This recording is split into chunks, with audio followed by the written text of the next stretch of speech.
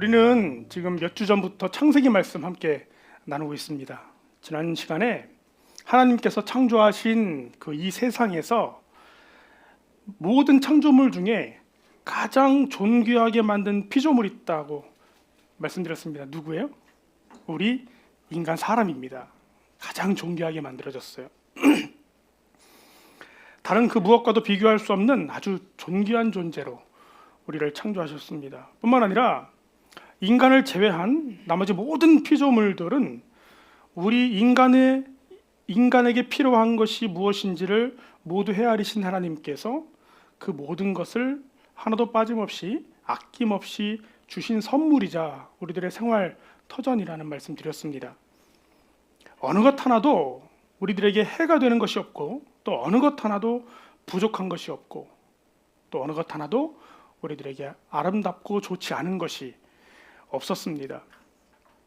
하지만 사람들은요, 하나님께서 세상을 그렇게 만드셨다는 사실을 잘 믿지 못합니다. 특히 하나님께서 이 세상을 사람이 살기에 가장 좋은 것들로만 만드셨다, 그렇게 채우셨다라는 사실을 이해하지 못합니다. 또 완전하고 완벽한 모습으로 만드셨다라는 것도 믿기 힘듭니다. 심지어 하나님을 믿는 우리 신앙인들조차도 하나님께서 이 세상을 정말 온전하게 완벽하게 창조하셨다라고 하는 이 창세기의 말씀 그대로 믿는 사람 많지 않습니다. 마치 호랑이가 담배 피던 시절 그 옛날 옛적 지어낸 이야기 좀 그랬나보다, 그랬으면 좋겠나 보다, 그런 이야기로 들릴 뿐 잘 믿어지지 않습니다. 왜 그럴까요? 이유는요, 우리가 살아가는 이 오늘날의 현실이라고 하는 것이, 다시 말하면 우리가 현재 겪고 있는 이 현장의 모습이 성경에서 표현한 대로 가장 아름답고 완벽해 보이지 않기 때문입니다. 이 세상에서 인간이 살아가는 걸 일컬어 인생이라고 표현하기도 하지만, 또 다른 말로는요, 생존이라고 표현하기도 합니다. 영어로는 서바이벌이라고도 하고요. 생존, 한문으로 하면 그냥 살아있는 존재, 이런 의미이기도 하는데, 다른 의미로 우리는 이 생존이란 말을 살아남는다 라는 의미로 주로 이해합니다. 그래서 이 세상의 삶을 일컬어 우리는 생존이다, 살아남기 위해서 어떻게든 발버둥 쳐야만 한다, 가만히 있어서는 안 된다, 생존 경쟁이다, 살아남으려면 어떻게든 경쟁에서 이겨야 한다, 생존 수단이다, 살아남기 위해서는 어떤 수단이 필요하다, 그래서 살아남기 위해서라면 수단과 방법을 가리지 않는다, 죽지 못해서 산다, 살기 위해서 먹는다, 이런 말들, 우리들에게 대단히 익숙하고 이해가 되는 말들일 겁니다. 하나님이 만들어주신 이 자연 속에서 산다는 것이요, 결코 쉽지 않습니다.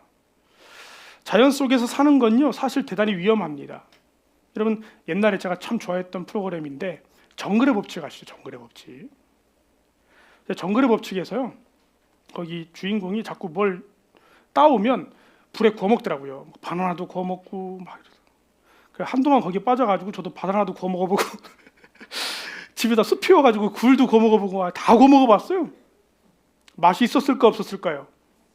예? 있어요? 없어요?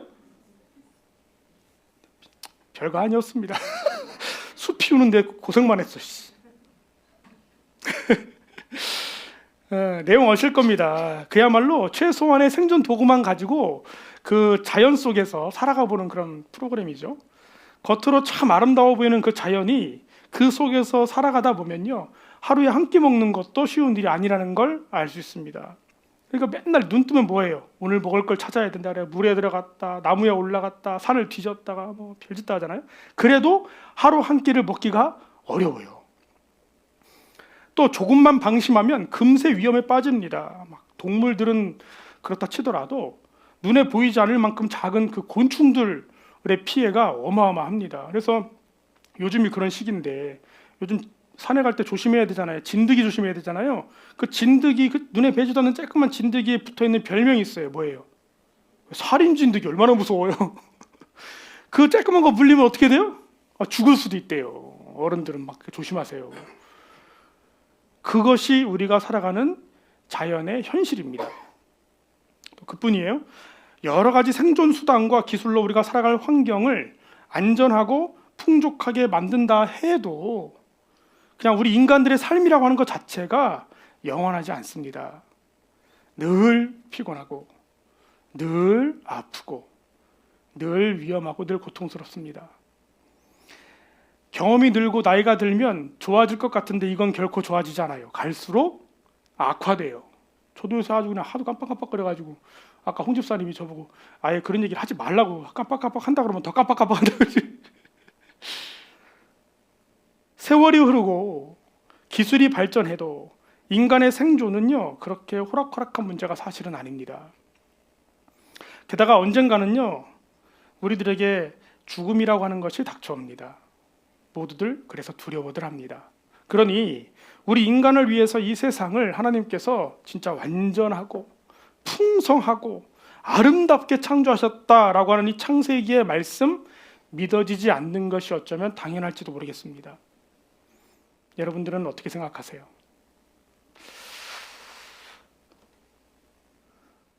여러분들은 하나님께서 우리에게 이 세상을 가장 아름답게 만들어주셨다고 믿어요? 우리 전 성도 중에 2분 아멘 하셨습니다. 믿어지시기를 바랍니다. 하나님께서 우리를 진짜 존귀하게 만드셨어요. 여러분 한 사람 한 사람이 진짜 존귀해요. 근데 문제는요. 그렇게 하나님께서 만들어 주신 이 완벽한 세상 속에 죄가 들어왔다는 것입니다. 우리들의 삶이 성경 말씀이 도무지 믿어지지 않을 만큼 이렇게 심각한 지경에 이르게 된 것은 성경이 말씀대로 우리 안에 죄가 들어왔기 때문이다 라고 성경은 우리들에게 알려줍니다. 그 근본적인 원인을요. 본문의 말씀 2장 17절 말씀 이렇게 말씀합니다. 선악을 알게 하는 나무의 열매는 먹지 말라. 내가 먹는 날에는 반드시 죽으리라 하시니라. 우리 인간이 어쩌다 이 정이 되었어요? 인류의 조상인 아담과 하와가 하나님의 명령을 어기고 먹지 말라 하신 그 선악과를 먹었기 때문입니다. 그 일 때문에 우리 인류는 하나님께서 만들어주신 이 완벽한 창조의 모습을 일순간에 잃어버렸습니다. 이 땅의 모든 피조물에게도 그것이 전달되어져서 그동안은 없던 문제들이 속속들이 나타나기 시작했습니다. 사람은 죽음이라고 하는 엄청난 대가를 치르게 되었고 자연은 망가져서 결코 수고하지 않고서는 그 수확물을 얻을 수 없는 그런 땅이 되고 말았습니다. 여자들은 임신하고 또 출산하는 고통이 더해졌고 남자들은 평생 노동하지 않고서는 먹고 살 수 없는 고통을 주셨습니다. 서로 한 몸이었던 남자와 여자는요 서로를 다스리고 또는 누군가를 따라야 하는 그런 조금은 불편한 관계가 되어버렸고 내 뼈 중에 뼈요 내 살 중에 살이라 이렇게 칭찬하며 사랑했던 남녀의 관계는 다 당신 때문이야. 웃기고 있는데 네가 당신 그런 관계로 전락해버리고 말았습니다. 인간이 세상 속에서 살아가는 것이 이제는 자연스러운 것이 아니라 자연스러운 건 우리들에게 대단히 부자연스러운 상황이 되어버렸습니다. 다 아담과 하와가 먹은 그놈의 선악과 때문입니다. 그래서 어떤 사람들은요 이렇게 이야기하기도 해요. 아 이거 다 결국 하나님 때문이야. 왜요? 그 선악과 누가 만들었어요? 하나님. 그거 왜 만드셔가지고 그거 안 만드시면 이런 일도 없잖아. 근데 여러분 정말 하나님께서 선악과를 만들지 않으셨다면 우리가 생각했던 염려하는 이런 일 일어나지 않을까요? 이 모든 것이 결국 하나님이 만드신 그 선악과라는 함정 때문인 건가요? 인류는요 선악과를 먹는 죄를 저지르지는 않았겠지만 만약 그 선악과를 하나님 만드지 않으셨다면 결국 하나님이 존재하신다는 사실을 금세 잊어먹고 제멋대로 사는 죄를 결국 저지르고 말았을 겁니다. 마치 이 세상이 하나님이 만들어주신 이 모든 것이 원래부터 있었던 것처럼요. 누군가가 우리에게 주신 축복이 아니라 원래부터 있었던 것인 것처럼 살아갔을 겁니다. 여러분 옛말에 부자는 길어야 몇 대라는 말이 있어요? 3대. 이 다 의미 있는 말입니다. 왜 부자는 길어야 3대밖에 가지 못할까? 처음에 부를 일궈낸 그 첫 번째 세대는요, 엄청 고생하면서 그 부를 일궈냈기 때문에 자신이 얻은 그 재산이 아까워요. 여러분 내 노력이 땀방울이 그 안에 담겨 있으니까. 그러니까 잘 못 써요. 모으기만 할 줄 알지 쓸 줄은 몰라요. 그래서 진짜 부자는 오히려 검소하다는 말이 있잖아요. 검소해, 못 써. 그런데 두 번째 세대는요, 어릴 때긴 하지만 그 부모 세대가 자기 어렸을 때 얼마나 고생하시는지를 보고 자랐어요. 그래서 그것을 물려받는다 할지라도 이게 우리 부모님이 얼마나 고생해서 한 건데 라는 생각을 가지고 있습니다. 그러니까 좀 절제해요. 근데 3대째가 되면 달라집니다. 그 재산 원래부터 있던 거예요. 그러니까 그 소중함을 잊어버린 채 흥청망청 써서 결국 망하게 된다. 그래서 부자는 3대까지밖에 못 간다. 이런 얘기가 있는 것입니다. 근데요, 비슷합니다. 우리 사람의 심성이요. 만약 선악과가 없었다면 하나님을 알지 못하는 세대가 금방 나타났을 겁니다. 그들은 하나님은 없다고 말하는 세대로 전락했을 겁니다. 근데 성경이 뭐라고 그래요? 죄의 근본적인 마음의 상태가 뭐라고요? 하나님을 없다고 생각하는 게 그 죄의 시작이라고 그러잖아요. 그러니까 선악과가 있음으로 인해서 그 나무 한 그루가 무엇을 우리들에게 이야기해 주는 건가 하면 바로 이 세상을 만드신 하나님께서 존재합니다 라고 하는 것을 보여주는 거예요. 그 선악과의 존재가요, 대단히 중요한 겁니다. 하나님이 이 세상을 만드셨다는 것과 우리가 따라가야 될 최소한의 법이 있다는 것을 그 선악과라고 하는 존재 자체가 알려주는 거예요. 하나님은요, 수많은 과일과 먹을거리들을 우리들에게 이미 주셨습니다. 선악과 하나 못 먹어서 아쉬운 상황이 아니었어요. 그 태초의 상태가. 중국 속담에 보면요, 평생 하지 못하는 3가지가 있답니다. 중국인들이. 하나는 중국에 있는 모든 한자를 다 써보지 못한답니다. 하도 많아가지고요. 또 전국을 여행하는 거를 평생 가도 못한대요. 약간 과장이 있는 것 같아요, 요즘 시대로 보면. 그리고 중국에 있는 과일을 다 먹어보지 못한답니다. 이것도 약간 과장이 있긴 한 것 같은데, 근데 그만큼 과일의 종류가 많다는 거예요.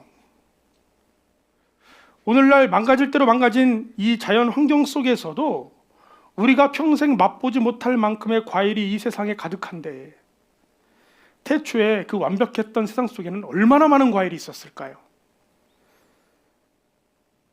하나님께서 그렇게 우리에게 주신 거예요. 평생 먹어도 못 먹을 그럴 음식물을 주시고선 선악과 먹지 마 하신 겁니다.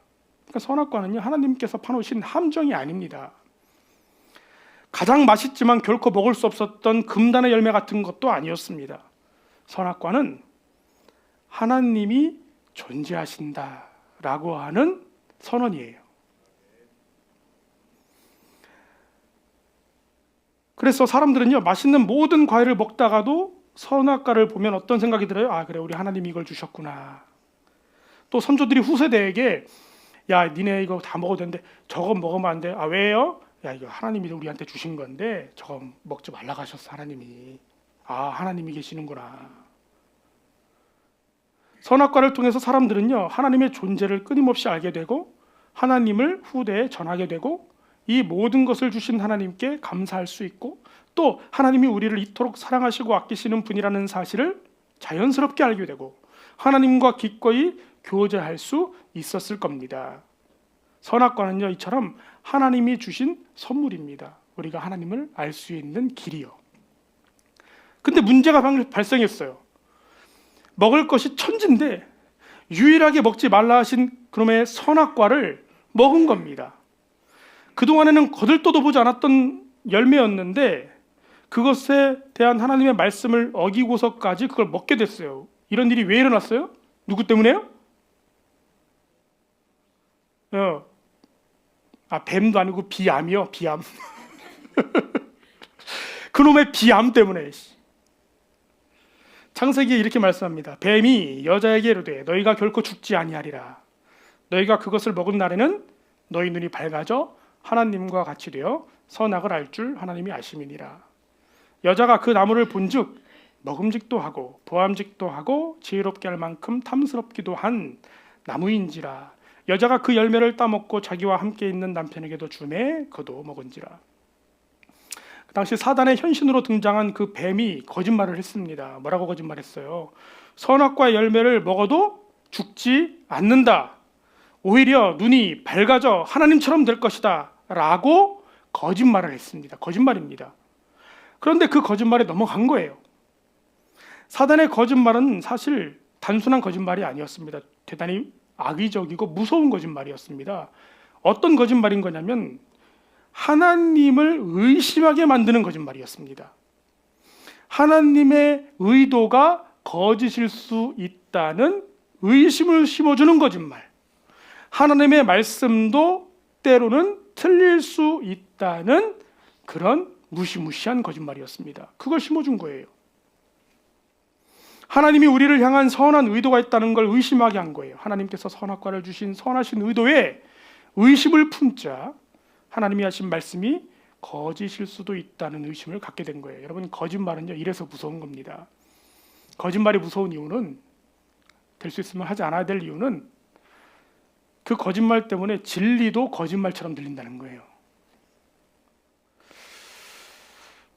그래서 그 거짓말에 속아서, 아니 속은 건지 아니면 자신의 마음이었는지 아담과 하와는 그 선악과를 따 먹었습니다. 그렇게 죄가 시작되었습니다. 그러자 그들의 눈이 정말 밝아졌어요. 창세기 3장 7절입니다. 함께 읽어보겠습니다. 시작.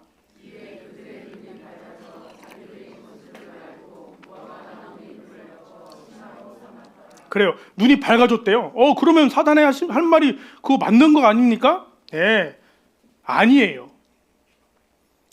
그들이 밝아졌다는 눈은 선악을 구분할 수 있는 지혜로운 눈이 열렸던 것이 아닙니다. 그들은 태초에 우리 사람은 하나님의 형상을 따라 지음받았기 때문에 이미 선을 보고 선을 따를 수 있는 눈을 가지고 태어났습니다.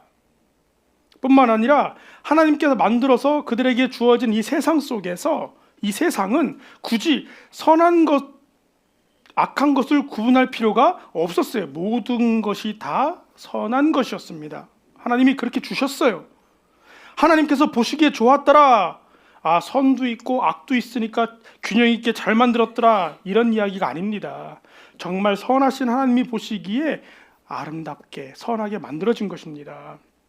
악은 이 세상에 없었어요. 그런데 그들이 하나님을 의심하고 하나님의 의도에 의심을 품고 하나님의 말씀을 의심하면서 결국 먹게 된 그 선악과로 인해서요, 그들에게는 그동안에 없었던 특별한 안목이 열렸습니다. 그 안목이라고 하는 것은 무엇인가 하면 그 선한 것을 통해 선한 것 속에서 악을 보는 것입니다. 예를 들면 이런 거예요. 여러분, 그 부엌, 제가 자주 사용하는 예인데, 부엌에 있는 부엌 칼 얼마나 유용합니까? 그죠? 칼 없으면 요리하기 어렵잖아요. 부엌 칼 날카로운 게 좋아요? 무딘 게 좋아요? 날카로워야 요리하기가 편하죠. 그죠? 네. 그 부엌 칼을 가지고 음식 하는데 사용하면, 조리사가 부엌 칼을 들고 있으면, 막 그 무시무시한 사시미를 들고 있으면 여러분 무서워요, 안 무서워요? 아니, 주방장이 들고 있으면, 주방장이 누가 들고 있는 걸 상상하고 계신 거예요 지금? 아니, 주방장이 그걸 들고 있으면 무서워요, 안 무서워요? 안 무섭죠. 왜냐면 그 사람 뭐 하려고 그래요? 그걸로 지금 요리하려고 하는 거니까요. 그 용도가 선한 것입니다. 근데 그걸 얼굴이 무시무시한 사람이 들고 있어요. 무서워요, 안 무서워요? 왜 무서워요? 다른 용도로 쓸 수도 있으니까요. 바로 그러한 안목입니다. 우리 하나님께서 이 세상을 만드실 때는요, 각각의 역할과 기능을 위하여 선하게 계획하신 것들로 가득 채워져 있었습니다. 그런데 그것을 하나님께서 의도하신 대로 그 용도대로만 사용하면은요, 하나도 우리에게 악한 것이 없어요. 너무 다 좋은 겁니다. 하나부터 열까지. 근데 문제는요, 그 죄로 인해서 우리 눈에서 악이 열리자 그 부엌 칼을 보니까 다른 용도가 떠올라요. 야, 저걸로 사람을 공격하면, 내가 이길 수 있겠구나. 그때부터 부엌칼이 무서워지는 것입니다. 그동안에 무섭지 않았던 것이요. 비록 서로 벌거벗었을지라도 서로 바라보는 것이 서로에게 전혀 부끄럽거나 창피하지 않았던 것이 어느 순간에 부끄럽고 창피하고 감춰야 될 것이 되어버렸습니다. 왜요? 그동안에 바라보는 눈빛이 바뀌었으니까요. 욕망의 눈빛으로 바뀌었으니까요. 서로가 아는 거예요. 우리는 죄로 인해서요, 모든 것을 악용하는 눈이 열렸습니다. 그것을 선용하는 것보다 악용하는 걸 훨씬 더 즐깁니다. 심지어요, 자기 자신도 악용해요. 여러분 아세요? 내 몸을, 내가 제일 사랑하는 내 자신을요, 우리는 악용합니다. 어떻게 해요? 몸에 좋은 거 안 먹고 안 좋은 것만 먹어요. 많이 먹으면 안 좋은 줄 뻔히 알면서 꾸역꾸역 먹어요. 저도 그래요. 전에 얘기했죠. 한의원에 가서 건강검진을 받았더니, 체질 검사를 이렇게 받았더니, 거기다가 이렇게 몸에 좋은 음식 안 좋은 음식 제가 좋아하는 거 다 어디가 있어요? 내 몸에 안 좋은 거에 다가 있어. 좋아하는 거에는 내가 싫어하는 것만 잔뜩 가 있어요. 왜 그래요? 우리가 그래요. 우리 몸에 안 좋은 줄 뻔히 알면서 우리의 욕심에 끊임없이 넣는 겁니다. 많이 먹기도 하고 좋지 않은 것도 먹기도 하고. 하나님은 선악과를 먹는 날에 정령 죽는다 말씀하셨는데, 사실 그 말씀은 사실이었습니다. 선악과를 먹고 난 다음에 우리들에게 악의 눈이 열리자 우리들에게 있던 선의가 죽었습니다. 더 이상 우리에게 선한 삶이 나오지를 않습니다. 하나님이 말씀하신 죽음은요, 단순한 우리의 육신의 죽음만을 의미하는 것이 아니었습니다. 우리들의 전 인격이 무너져 내리는 것이었습니다. 변질되는 것이었어요. 우리 안에 담겨져 있는 하나님의 형상 자체가 죽은 것입니다. 선한 의도가 죽은 거예요. 그래서 그 이후에 인간의 모습이 어땠다고 창세기에서 말씀하고 있냐면 6장 5절 말씀입니다. 함께 읽어볼까요? 시작.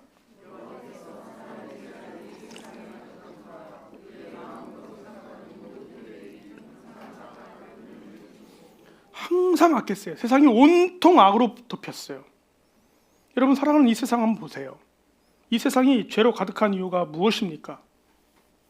항상 불의하고 항상 답답하고 원통스러운 이유가 뭐예요?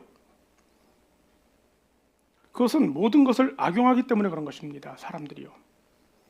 세상의 법을 잘 만들어놔도 사실 소용이 없습니다. 왜요? 어떻게든 악용하기 때문입니다. 모두가 서로에게 선을 행한다면 사실 법은 필요가 없겠죠. 그런데 누군가는요, 그걸 악용하는 거예요. 그래서 금지하다 보니까요, 선용하면서 잘 사용하는 것마저도 못하게 되는 경우가 태반입니다. 그렇잖아요. 지금 이제 그 가족의 달이니까 선생님들에게 우리 스승의 날에 선물도 주고 하잖아요. 지금 줄 수 있어요, 없어요? 없어요. 왜요? 그걸 악용하는 사람들이 하도 나쁜 짓을 해야 되니까 하지마, 다 하지마, 이렇게 된 거 아니겠어요? 그러니까 우리 아이들에게 예의를 가르칠 수가 없습니다. 공경하는 법, 감사를 표현하는 법, 모든 것을 하나님이 세워주신 그 순리대로 사용하지를 않고 영리로 사용하기 때문에 일어난 일들입니다. 우리가 사는 세상이에요. 자연은 갈수록 파괴되고 있습니다. 왜 그래요? 자연을 순리대로 사용하지 않고 욕심대로 마구 악용하기 때문입니다. 과용하기 때문입니다. 자연은 갈수록 파괴되고, 심지어 작은 농작물 하나 길러내는데도, 심지어 콩나물 하나 길러내는데도 수많은 농약을 사용하지 않고는 우리가 원하는 만큼의 추수를 얻을 수 없는 세상을 우리는 살고 있습니다. 인류의 첫 살인사건이 어떻게 일어났어요?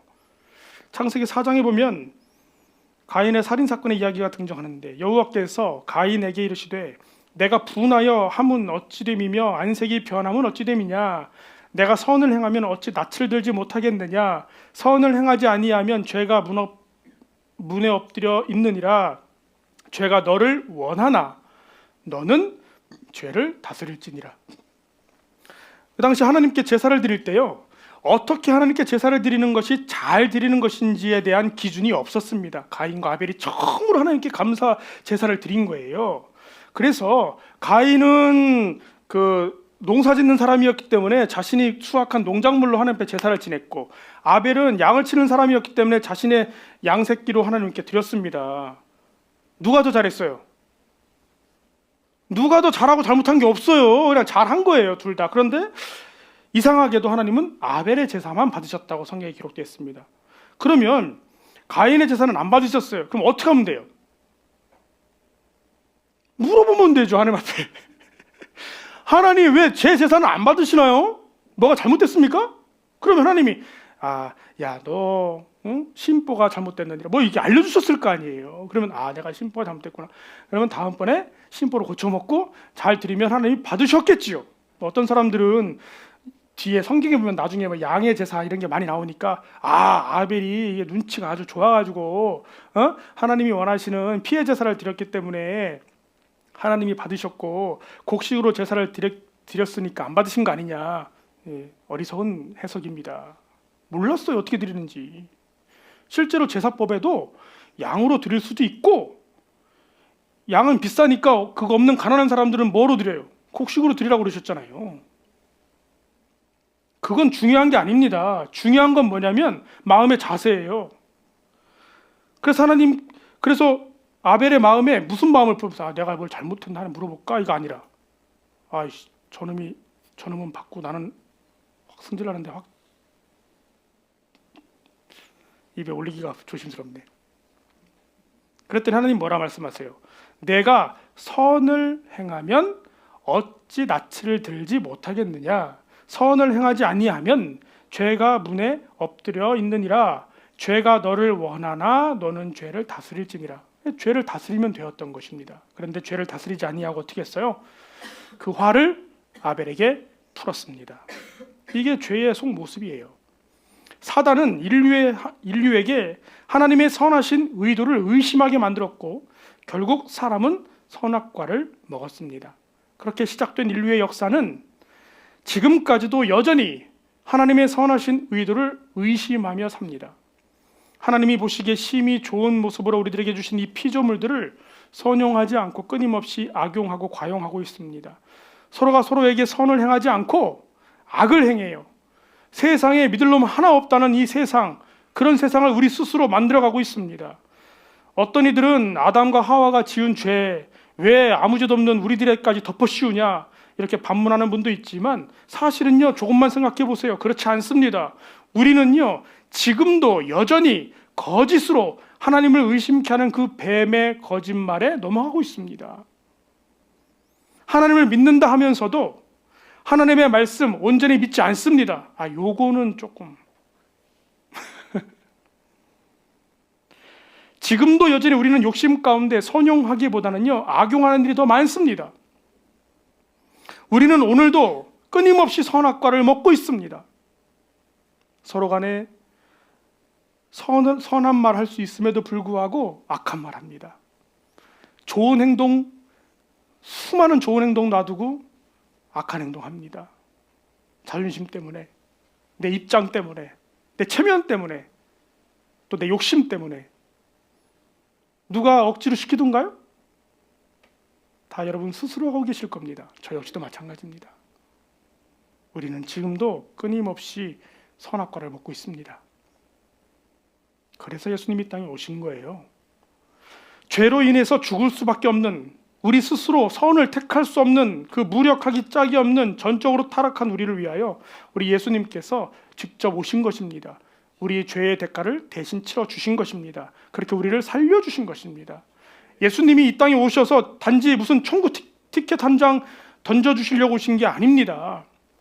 선에 대하여 완전히 무너져 내리고 죽어있는 우리에게 의에 대하여 살 수 있는 기회를 주신 것입니다. 하나님께서 의도하셨던 그 모습대로 이 땅에서 하나님의 형상 따라 선을 행하는 존재로 우리를 구원해내신 것입니다. 물론 완전하진 않아요. 여전히 죄도 있고 선도 있습니다. 그래서 바울이 고민하는 바 오호라 나는 공고한 사람이로다.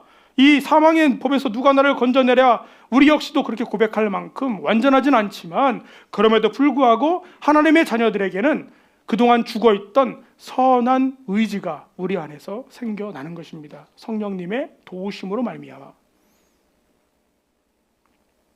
그러니 이 땅에서 우리는 더 이상 과거의 죄인처럼 살아가서는 안 되는 것입니다.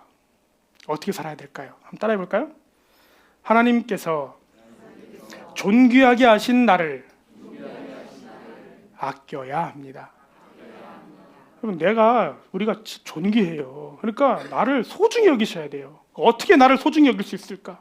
나는 소중하니까 피부에 양보하고, 그게 아니라 예? 그게 아니라 그러니까 피부 좀 지저분하면 어떻습니까? 그게 중요한 게 아니라 어떻게 사는 것이 정말 나를 진심으로 아끼는 삶일까? 성경은요, 그 아끼다라는 단어를 엑사고라조라는 단어를 사용해서 설명하거든요. 에베소서에 우리가 잘 아는 말씀으로 그 동일한 단어가 사용되어 있습니다. 같이 읽어볼까요? 시작. 아끼라 때가 악하니라. 맞아요. 이 아끼라, 나를 아껴야 합니다 할 때 이 아끼라가 성경에는 엑사고라조라는 말로 사용을 하는데 그 의미가 우리가 생각하는 것보다 조금 다릅니다. 그러니까 이게 어떤 거냐면요, 뭔가 중요한 걸 얻기 위해서 내가 대가를 치르고 그것을 사는 것 뜻하는 것입니다. 아낀다는 게 단순히 이렇게 막 조심해야지 이게 아니라 내가 원하는 것을 얻기 위해서 그것을 값을 지불하고 그걸 사는 거예요. 그게 성경에는 아낀다라는 표현이에요. 그래서 다른 의미로는 우리 예수님께서 우리를 보혈의 십자가로 죄값을 치르고 우리를 샀다 할 때도 아꼈다고 표현합니다. 그러니까 우리 하나님이 우리를 아낀다 하실 때는요, 그런 아낌이에요. 자신의 생명까지도 내어주고 그 값어치를 치르고서도 우리를 구해내는 아낌이 하나님이 우리를 아끼시는 그 아낌이에요. 그런 의미가 담겨 있어요. 그러니까 이 아낀다는 게, 내 자신을 아낀다는 게 얼마나 깊은 의미인지를 여러분 아셔야 합니다. 성경적인 의미가요. 좀 더 이해를 돕기 위해서 표준세번역으로 본문의 말씀을 읽으면 이렇습니다. 때가 악하니 가능하면 선한 일을 할 수 있는 기회를 잘 붙드시기 바랍니다. 그러니까 어떤 것이 내 대가를 치르고 내 삶을 아끼는 것인가 하면 내 삶을 선한 일로 채우는 거예요. 그게 나를 아끼는 거예요. 죄로 가득한 이 세상에서 어떻게 사는 것이 하나님께서 존귀하게 하신 나를 정말 아끼며 사는 걸까? 또 지금도 여전히 우리를 거짓으로 유혹하는 그 사단으로부터 그것을 뿌리치고 죄를 다스리고 하나님을 따르는 삶을 살아가는 것일까? 모든 것을 악용하는 이 세상에서 모든 것을 악용하도록 악의 눈을 뜨게 하는 그 사단의 유혹 앞에서 선용하는 삶을 살아가는 것을 통해 이겨내는 것입니다. 선용하는 거예요. 나를 선용해요. 우리들 앞에 주어진 모든 것들을 여러분 선용하는 겁니다. 여러분의 말도 선용하시고 여러분의 행동도 선용하시고 여러분들의 삶을 선용하는 거예요. 하나님께서 여러분들의 주어진 것으로요. 선하신 하나님의 의도를 의심하지 않고 나에게 정말 선한 의도로 주셨겠지라고 믿으면 그 믿음대로 되는 것입니다. 또 그분이 인도하시는 우리들의 각자의 인생에 어떤 일들이 일어난다 할지라도, 그것이 우리들에게 불편하고 힘든 일이라 할지라도 우리 하나님이 나에게 나쁜 거 주신 분이 아니니 이 어려움이 나에게 큰 힘이 될 줄 믿는 믿음으로 견뎌내는 것입니다. 선용하는 거예요. 그렇게 하나님의 뜻을 우리 앞에 주어진 모든 상황과 환경 속에서 악을 택하지 않고 선을 택하며 사는 거예요. 그것이 우리 자신을 가장 아름답게 아끼는 방법입니다. 그래서 에베소서 5장 7절 이하의 말씀 보면요, 이렇게 말씀해요. 그러므로 그들과 함께하는 자가 되지 말고, 악한 자들과 함께하지 말고, 너희가 전에는 어둠이었더니 이제는 주 안에서 빛이라, 빛의 자녀들처럼 행하라. 그러나 책망을 받는 모든 것은 빛으로 말미암아 드러나나니 드러나는 것마다 빛이니라. 그러므로 이르시기를 잠자는 자여 깨어서 죽은 자들 가운데에서 일어나라. 그리스도께서 너희에게 비추이시니라 하셨느니라. 그런즉 너희가 어떻게 행할지를 자세히 주의하여 지혜 없는 자같이 하지 말고 오직 지혜 있는 자같이 하여 세월을 아끼라. 때가 악하니라. 또 로마서에는 이렇게 말씀합니다. 아무에게도 악을 악으로 갚지 말고 모든 사람 앞에서 선한 일을 도모하라. 할 수 있거든 너희로서는 모든 사람과 더불어 화목하라. 할 수 있거든. 최선을 다하라는 얘기예요. 서로 화목하기 위해서요. 여러분, 화목하려면요 서로 노력해야 됩니다. 아우, 저 인간은 하여튼 나를 맞춰주질 않아.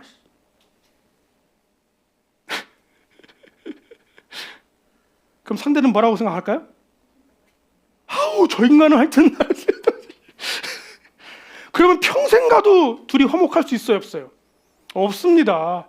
저 인간이 나를 맞춰주지 않지만 내가 자존심을 좀 내려놓고 겸손히 성경 표현대로 나보다 남을 낮게 여기며 맞춰주면 상대도 맞춰주게 되는 것입니다.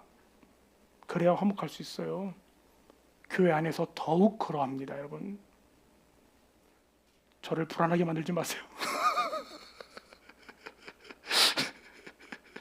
성도 여러분들이 싸우면 어떤 일이 벌어진다고 그랬어요? 제가 강조하죠. 성도 여러분들이 싸우는 순간 누구만 나쁜 놈 된다고요?